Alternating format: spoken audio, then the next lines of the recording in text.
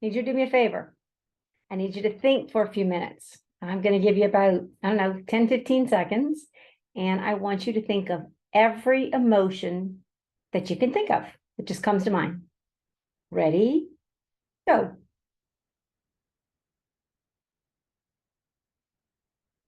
Do, do, do, do, do, do. Do, do, do, do, do. Do, do, do, do, do, do, do, do, do, do, do, do, do, do, do, do, do, do. My impression of Jeopardy music. Sorry.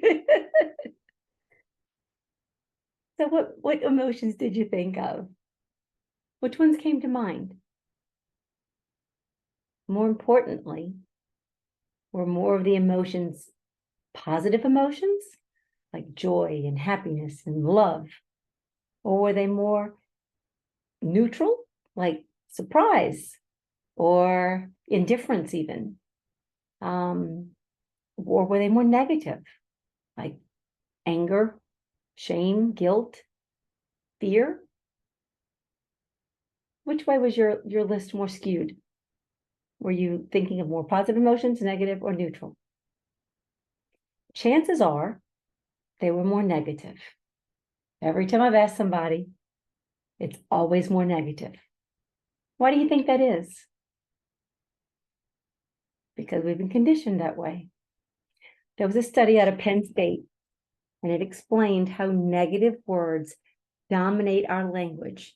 It doesn't matter the age, the race, or the nationality. It's just that negative words come more easily to us. And again, why is it? Because it's what we've been conditioned to hear. Did you know that children, on average, hear over 400 negative words in a single day? And then there's a ratio that to negate the effects of negative words spoken to somebody, for every negative word, you need 4 positives to negate the effects or the damage of what that negative word did to somebody. I don't know about you, but I know myself or my children, we sure didn't hear 4 positives to every negative. And I didn't know about the statistic because I maybe would have tried better, tried more. You're so awesome. You're so great. I mean, I did not try that, but yeah, not at a 4-to-1 ratio. So think about that. Think about our own lives. Now, I couldn't find a statistic for an adult in how many negative words we hear, but I'm sure it's not much different. So what are we doing to fill ourselves up with positive words? And positive thoughts, because if we're hearing all this negative coming at us, and then we're negatively beating ourselves up, saying our own words, our own thoughts, what chance is that? How do we think? How can we break free of this inner critic that just lingers and is constantly there, just like almost like a roaring lion ready to attack and devour at any chance that it can get? We have to be vigilant.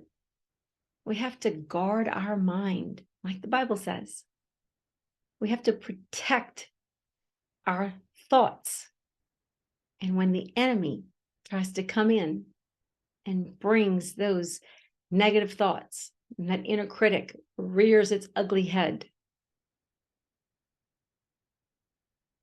we got to push it away. We got to say no more. I'm not listening to that. There's a whole lot more to it that I'll get through, but I'm just giving you a little taste right now of what we can do and how we can overcome our inner critic. All right? Think of that. For every negative word we hear or is spoken to us, or we say to ourselves, we need 4 positives to negate that effect. Bye for now.